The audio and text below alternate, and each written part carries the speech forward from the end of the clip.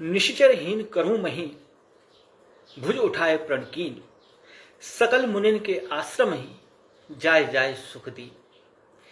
सबके राम इस अनूठी आध्यात्मिक यात्रा के छठवें दिन, छठवें प्रसंग में आप सभी का बहुत बहुत स्वागत, बहुत बहुत अभिनंदन। आज के इस प्रसंग की शुरुआत मैं श्री रामचरितमानस की इस चौपाई के साथ कर रहा हूं, क्योंकि ये वो प्रतिज्ञा है जो भगवान श्री राम ने अधर्म के विरुद्ध, अधर्म के खिलाफ उठाई थी। छत्तीसगढ़ में एक जगह है रक्साहांडा। वहां जो चट्टानें और पत्थर हैं, उनको अगर गर्म किया जाए तो उन पत्थरों में से हड्डियों की, जली हुई हड्डियों की दुर्गंध आती। क्यों? क्योंकि छत्तीसगढ़ दंडकारण्य क्षेत्र का जो रक्साहांडा का जो इलाका है, ये वही क्षेत्र है जहां पर वनवास की यात्रा के समय चलते हुए भगवान श्री राम ने ऋषियों मुनियों की हड्डियों का ढेर देखा था। जब रावण ने अपने अधर्म का, आतंक का और आतताई वृत्तियों का जाल फैलाया, तो ऋषियों, मुनियों, भक्तों, संतों, जीव जंतुओं, सबका जीवन उसने दुर्भर कर दिया।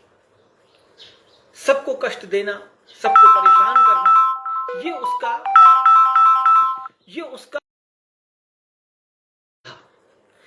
धर्म का नुकसान करना, धर्म की क्षति करना और अधर्म का प्रचार प्रसार करना ही उसका ध्येय था। तो जहां भी ऋषि मुनि वेद पाठ करते थे, संत प्रभु की भक्ति में लीन होते थे और साधुजन जो धर्म का प्रचार करते थे, उन सभी को वो त्रास और कष्ट देने का काम करता था। और उसका जो आतंक था, उसका जो प्रभाव था, वो इतना बढ़ चुका था कि उसने ऋषियों, संतों, मुनियों की हत्याएं कर करके उनको, उनकी हड्डियों के ढेर लगा दिए थे। तो जब भगवान श्री राम वनवास के दौरान उस क्षेत्र में पहुंचे और वहां उन्होंने जब ऋषियों और संतों की हड्डियों का ढेर देखा, अस्थियों का कहना चाहिए, अस्थियों का ढेर देखा, तो उनको बड़ी पीड़ा, बड़ा कष्ट पहुंचा। और उसी क्षण उन्होंने हाथ में अपना धनुष लेकर यह प्रतिज्ञा की कि अब मैं पूरी तरह से इस धरती को, इस वसुधा को राक्षसी प्रवृत्तियों से, आसुरी प्रवृत्तियों से और असुरों के आतंक से पूरी तरह से मुक्त कर दूंगा। मैं इस धरती को असुरों से विहीन कर दूंगा।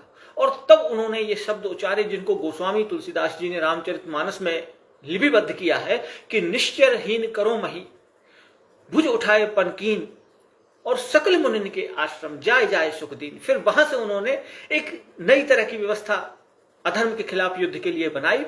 ये उनका पहला शंखनाद है अयोध्या से निकलने के बाद, धर्म की रक्षा के लिए, धर्म युद्ध के लिए। तो इसके बाद वो अलग अलग ऋषियों मुनियों के आश्रमों में पहुंचे और जहां जहां भी असुरों का आतंक था, जहां जहां भी असुरों का प्रभाव था, वहां पर उन्होंने यज्ञ की रक्षा की, वेद परंपरा की रक्षा की, संतों की, ऋषियों की, मुनियों की रक्षा की और उन सारे स्थानों से, उन आश्रमों से आसुरी शक्तियों का विनाश किया, या तो उनको वहां से खदेड़ा, उनको वहां से हटाया। तो ये जो चौपाई रामचरितमानस की है, बड़ी महत्वपूर्ण है, क्योंकि ये भगवान श्री राम के धर्म युद्ध का शंखनाद है। और यहां से फिर पूरी उनकी यात्रा लंका तक चलती है और आखिरी छोर तक जाकर भी वो अधर्म को, आतताइयों को, अहंकारियों को क्षमा नहीं करते और उनको दंड देते हैं। जो उनका गढ़ है, जो उनका किला है, जहां से पूरी दुनिया में वो अधर्म का प्रचार करते हैं, प्रसार करते हैं, वहां जाकर फिर उनको ध्वस्त करते हैं, उनको निस्तेनाबूद करते हैं, उनको खत्म करने का काम करते हैं।